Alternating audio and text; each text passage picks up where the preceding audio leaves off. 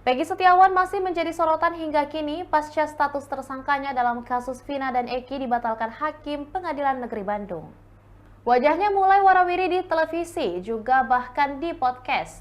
Tak hanya itu, ia pun sampai dijodohkan dengan seorang gadis bernama Jihan.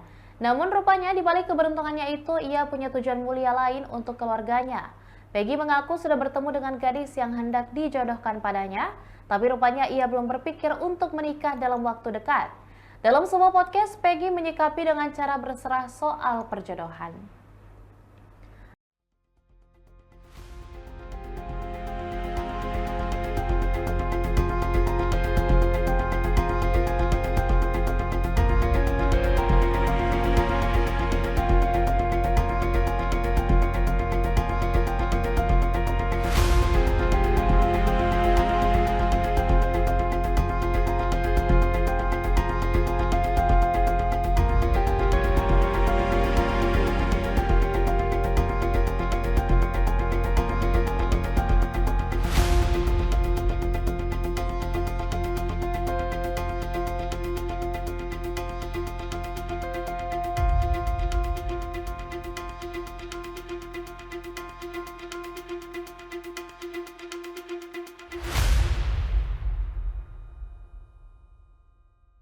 Demikian Tribun Hot News kali ini, dan jangan lupa saksikan berita lainnya hanya di kanal YouTube dan juga Facebook Tribun Timur.